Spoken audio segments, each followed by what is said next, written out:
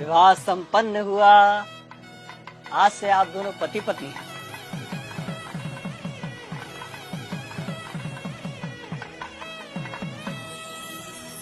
भाई साहब, पंडित जी को भी दक्षिणा देके निपटाओ बस।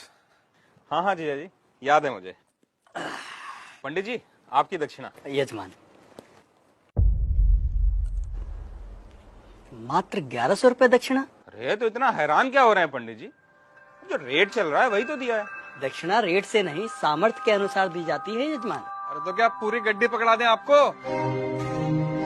अरे श्रीमान, मैंने ऐसा कब कहा? मैं तो बस ये कह रहा हूँ कि आप लोगों ने विवाह इतनी धूमधाम से किया है और दक्षिणा इतनी कम। देखिए पंडित जी, कम हो या ज्यादा, हमें जो देना था हमने दे दिया। अब बाकी बात आप लड़की वालों से करिए भाई। कैसी बातें कर रहे हो भाई साहब? हमारे यहाँ पंडित जी को दक्षिणा लड़के वाले ही देते हैं। अरे पापा, 2100 दे के बात खत्म करो ना। ठीक है ठीक है। भाई साहब पगला रहे हो क्या? किस बात के 2100? 1100 काफी है, उससे 1 रुपया ज्यादा मत दो।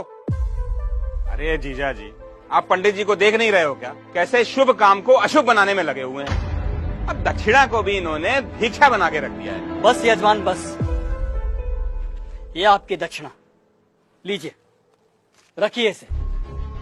लेकिन एक बात मैं आपको बता दूं, बिना दक्षिणा के कोई भी यज्ञ संपन्न नहीं हो सकता, क्योंकि दक्षिणा यज्ञ की पत्नी होती है और सामर्थ्य होने के बावजूद दक्षिणा ना देने वाले व्यक्ति को गौ हत्या के समान पाप लगता है।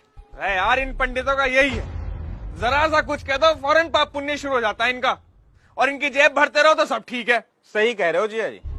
अरे मजे तो इन्हीं के हैं। गद्दे पे बैठ के 2-4 मंत्र पढ़ेंगे, विवाह संपन्न हुआ कह के मांग लो मोटी दक्षिणा। बस,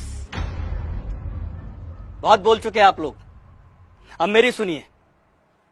अरे आप जैसे व्यक्ति लाखों करोड़ों रुपए विवाह के खान पान, गहनों, महंगी गाड़ियों, आतिशबाजी और बैंड बाजों में खर्च कर देते हैं, लेकिन जब समय आता है पंडित जी को दक्षिणा देने का, तब आपके हाथ रुक जाते हैं, मानो पंडित ने दक्षिणा नहीं आपसे आपकी संपत्ति मांग ली हो।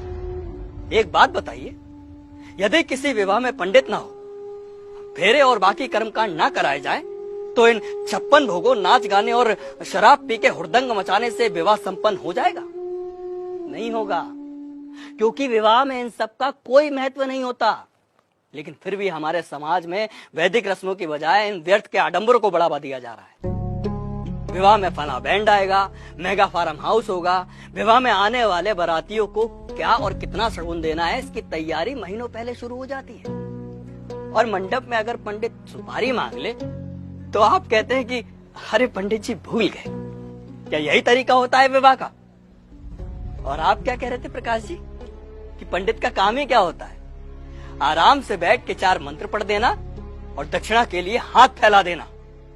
तो श्रीमान सुनिए, विवाह गुड्डे गुड़ियों का खेल नहीं होता, 7 जन्मों का अटूट बंधन है, जिसमें पंडित मंत्रोच्चारण करके देवताओं का आह्वान करता है और वर वधू को परिणय सूत्र में बांधता है। इसलिए पंडित और उनके द्वारा किए गए कार्यों की कुछ तो मर्यादा रखिए। उन्हें दक्षिणा भीख समझकर नहीं, आपको जीवन की सबसे बड़ी खुशी देने के लिए दीजिए। पापा, कब होगी विदाई? वो बाहर BMW वाला नखरे दिखा रहा है, कह रहा 2 घंटे लेट हो गए, 50,000 रुपए मांग रहा है।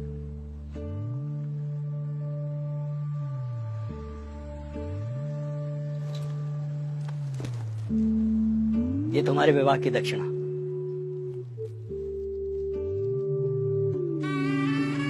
खुश रहो।